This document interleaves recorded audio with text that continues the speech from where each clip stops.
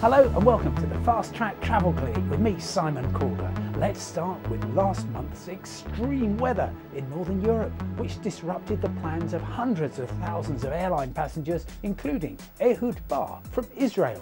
Connection to Dublin was cancelled due to snow, and I was rebooked on the following morning's flight to Dublin. We sat on board the aircraft for 7 hours with minimal food and water.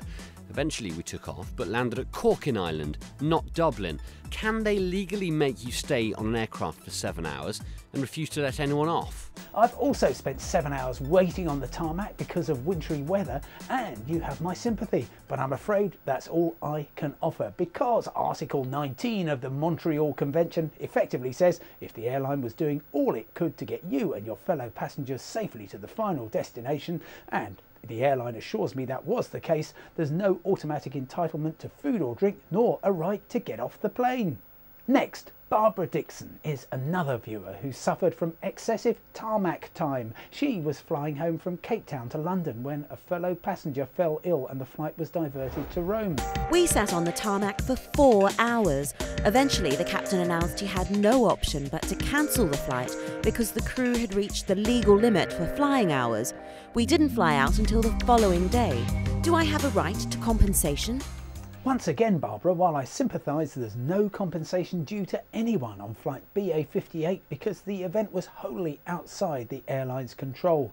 BA tells me it provided the appropriate meals and accommodation in Rome and has no further obligation to you.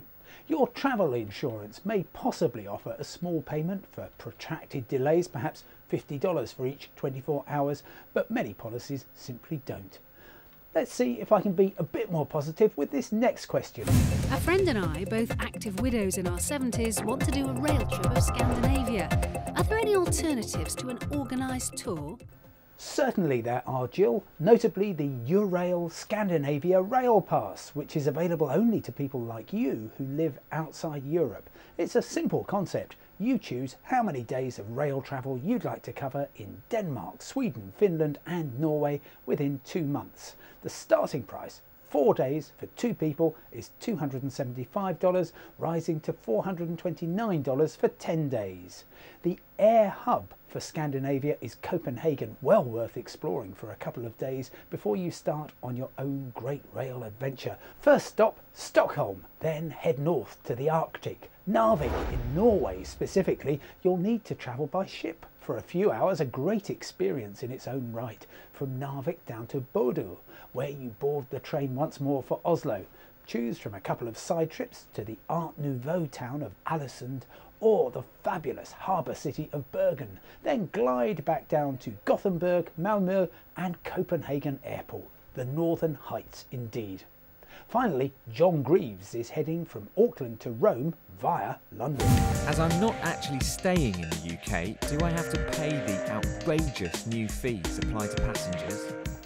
John, the fees you mention, UK air passenger duty, aren't new, and whether they're outrageous, well, that's not for me to say. At the start of November, these fees increased by up to 55%, costing passengers flying from Britain to New Zealand around $140 or twice as much in business class. But they don't apply if you have a ticket with a scheduled connection in the UK of less than 24 hours. Britain isn't alone though. At the start of this year, Rome introduced a tourism tax of €2 or €3 a night, while the Maldives now applies sales tax to almost everything a tourist would buy. Well, that's all we've got time for in this session of the Fast Track Travel Clinic. Keep those emails coming at our usual address, fasttracktravel@bbc.co.uk. From me, Simon Calder, bye for now and see you next time.